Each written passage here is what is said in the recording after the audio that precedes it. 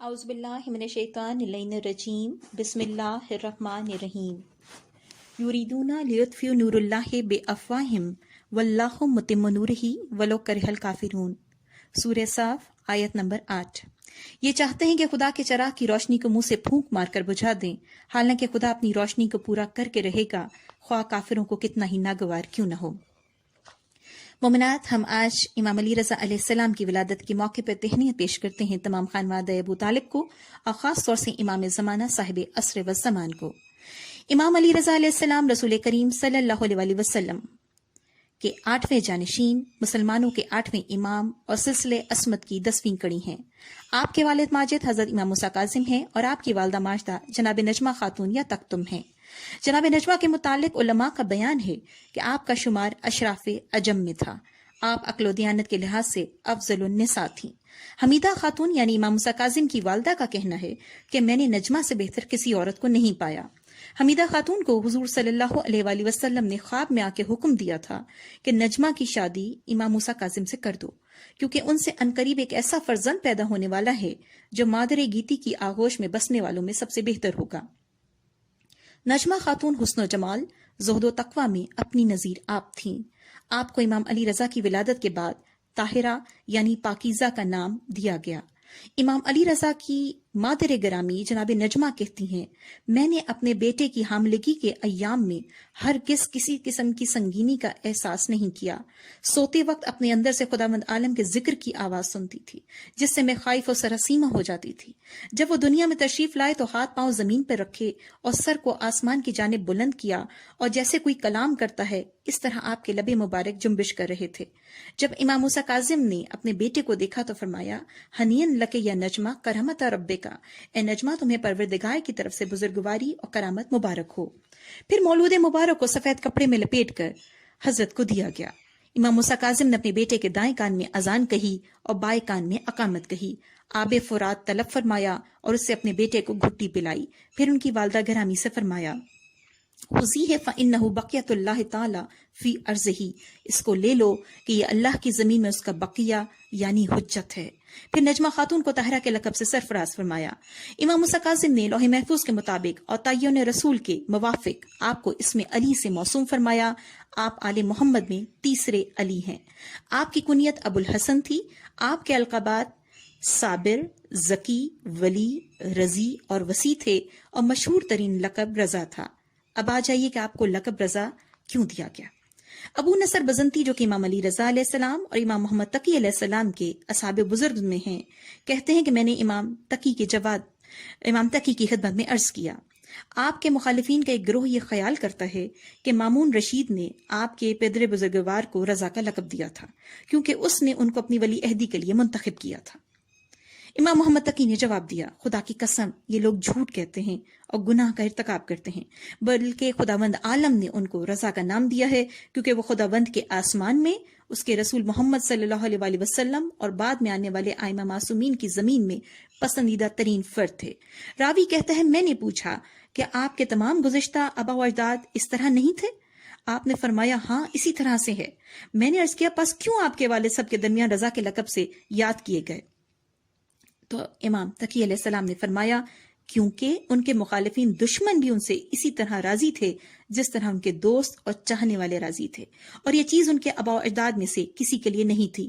اسی وجہ سے وہ حضرت ان سب کے درمیان رضا کے لقب سے پکارے گئے۔ آپ کی نشو و نما و تربیت اپنے والد بزرگوار امام موسیٰ کاظم کے زیر سایہ ہوئی، اور اسی ماحول میں بچپنا اور جوانی کی متعدد منزلیں طے ہوئیں اور 30 برس کی عمر مکمل ہوئی۔ اگرچہ آخری چند سال اس مدت کے وہ تھے جب امام موسیٰ کاظم علیہ السلام عراق میں قید و ظلم کی سختیاں برداشت کر رہے تھے، مگر اس سے پہلے 24 یا 25 برس آپ کو برابر اپنے والد کے ساتھ رہنے کا بھرپور موقع ملا۔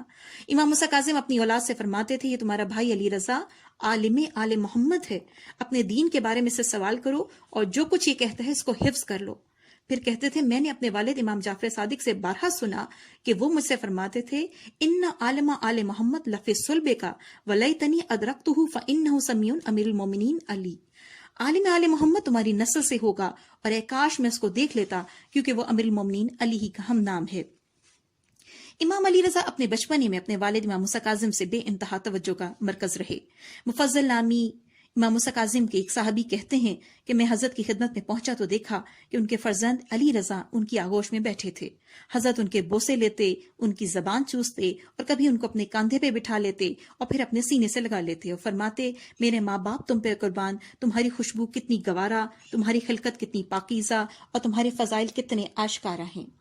مفضل کہتا، میں نے عرض کیا، میں آپ پہ قربان، میرے دل میں اس بچے کی نسبت اس قدر محبت پیدا ہو گئی ہے جو آپ کے علاوہ کسی اور کے لیے پیدا نہیں ہوئی۔ امام موسیٰ کاظم علیہ السلام نے فرمایا، اے مفضل، اس کی نسبت مجھ سے بالکل ایسے ہی ہے جیسی میری نسبت اپنے باپ سے۔ راوی کہتا ہے، میں نے عرض کیا کہ آپ کے بعد یہ اس منصب امامت و ولایت کا مالک ہوگا؟ امام نے فرمایا، ہاں، جو اس کی اطاعت کرے گا وہ حق تک پہنچ جائے گا اور جو اس کی نافرمانی کرے گا وہ کافر ہو جائے گا۔ آپ فرماتے، علی رضا میرا سب سے بڑا بیٹا ہے، وہ سب سے زیادہ میری باتوں کو سنتا، میری اطاعت کرتا ہے، اور وہ میرے ساتھ علم جفر و جامع کا مطالعہ کرتا ہے، اور ان علم جفر و جامع میں پیغمبر ان کے وسیع برحق کے علاوہ کوئی نگاہ نہیں ڈال سکتا۔ آپ نے اپنی زندگی کی پہلی منزل سے تابع عہد وفات تک بہت سے عباسی بادشاہوں کے دور دیکھے۔ آپ 148 ہجری میں بعہد منصور دوان کی متولد ہوئے، 158 ہجری میں مہدی عباسی، 169 ہجری میں ہادی عباسی، 170 ہجری میں ہارون رشید، 194 ہجری میں امین عباسی، 198 ہجری میں مامون رشید اللہ ترتیب خلیفہ وقت ہوتے رہے۔ آپ نے ہر ایک کا دور بچشم خود دیکھا، اور آپ کے والد امام موسیٰ کاظم اور دیگر اولاد علی و فاطمہ کے ساتھ جو کچھ ہوتا رہا اسے آپ ملاحظہ فرماتے رہے، یہاں تک کہ 203 ہجری میں آپ دنیا سے رخصت ہو گئے اور آپ کو زہر دے دیا گیا۔ آپ نے 55 سال کی عمر میں شہادت پائی۔ آپ کا محل شہادت مشہور شہر سناباد نوقان تھا، جو آج کل مشہد کے محلوں میں سے ایک محلہ ہے۔ آپ کا روضہ مبارک ایران کے مشہور شہر مشہد مقدس میں واقع ہے، جو آپ کے وجود کے صدقے میں مرجع خلائق ہے۔ آپ کی امامت کا دورانیہ 20 سال پہ محیط ہے۔ آپ کی امامت کا آغاز 183 ہجری میں ہوا اور 200 ہجری پر اختتام ہوا۔ آپ نے اس دوران 17 سال مدینے میں گزارے اور آخری 3 سال خراسان میں۔ آپ کے والد امام موسیٰ کاظم علیہ السلام کو معلوم تھا کہ حکومت وقت، جس کی باغ ڈور اس وقت ہارون رشید کے ہاتھوں میں تھی، آپ کو آزادی کی سانس نہ لینے دے گی، اور ایسے حالات پیش آ جائیں گے کہ آپ کی عمر کے آخری حصے اور دنیا کو چھوڑنے کے موقع پر دوستانے اہل بیت کا آپ سے ملنا یا بات کے لیے رہنما کا دریافت کرنا غیر ممکن ہو جائے گا۔ اس لیے آپ نے انہی آزادی کے دنوں اور سکون کے اوقات میں، جبکہ آپ ابھی مدینہ میں تھے، پیروان اہل بیت کو اپنے بعد ہونے والے امام سے روشناس کرانے کی ضرورت محسوس فرمائی۔ چنانچہ اولاد علی و فاطمہ میں سے 17 آدمی جو ممتاز حیثیت رکھتے تھے، انہیں جمع فرما کر اپنے فرزند حضرت علی رضا کی وصایت اور جانشینی کا اعلان فرما دیا، اور ایک وصیت نامہ تحریر مکمل فرمایا، جس میں مدینے کے معززین میں سے 60 آدمیوں کی گواہی لکھی گئی۔ یہ اہتمام دوسرے ائمہ کے ہاں نظر نہیں آتا، صرف انہی خصوصی حالات کی بنا پر جن سے دوسرے ائمہ اپنی وفات کے موقع پر دوچار نہیں ہونے والے تھے۔ 183 ہجری میں امام موسیٰ کاظم علیہ السلام نے قید خانے میں شہادت پائی اور اپنی عمر کا ایک بہت بڑا حصہ گزار کر درجہ شہادت حاصل فرمایا۔ آپ کی وفات کے وقت امام علی رضا کی عمر 30 برس تھی۔ والد کی شہادت کے بعد امامت کی ذمہ داریاں آپ کی طرف منتقل ہو گئیں۔ یہ وہ وقت تھا کہ بغداد میں ہارون رشید تخت خلافت پہ متمکن تھا اور بنی فاطمہ کے لیے حالات بہت ہی ناسازگار تھے۔ اللہ لعنت اللہ علی قوم الظالمین۔ اور اب کچھ اشعار امام علی رضا کی شان میں۔ عالم پہ بے مثال ہیں فیضان مصطفیٰ، ادراک سے فزوں ہے ہر ایک شان مصطفیٰ، ایسا سجا ہوا ہے گلستان مصطفیٰ، جبریل سا ملک بھی ہے دربان مصطفیٰ، کچھ اور حسن باغ نبوت سوا ہوا، اس آن جب ورود امام رضا ہوا، ہر سو امام حق کی ولادت کی دھوم ہے، یثرب سے تہنیت کی صدا تابہ روم ہے، رخ سے عیاں و صدفت باب علوم ہے، گویا کہ محو گردش شمس و نجوم ہے، لاریب سب ضیائے فلک جس سے ماند ہے، ہاں وہ امام موسیٰ کاظم کا چاند ہے۔ قائم انہی سے سلسلہ روزگار ہے، گلزار ہست و بود میں رنگ بہار ہے، دین خدائے پاک کے رخ پہ نکھار ہے، ان کی رضا مشیت پروردگار ہے، چاہیں اگر تو گردش ایام تھام لیں، ایک نقش بے ضرر سے یہ شیروں کا کام لیں، یہ حجت خدا ہیں یہ ہیں بندگان خاص، سب اختیار کون و مکاں ہیں انہی کے پاس، خلق خدا ہو قلت باراں سے گر اداس، خود بادشاہ وقت کرے ان سے التماس، بے آپ سرزمین کو اوج کمال دیں، یہ بادلوں سے آپ کے چشمے اچھال دیں۔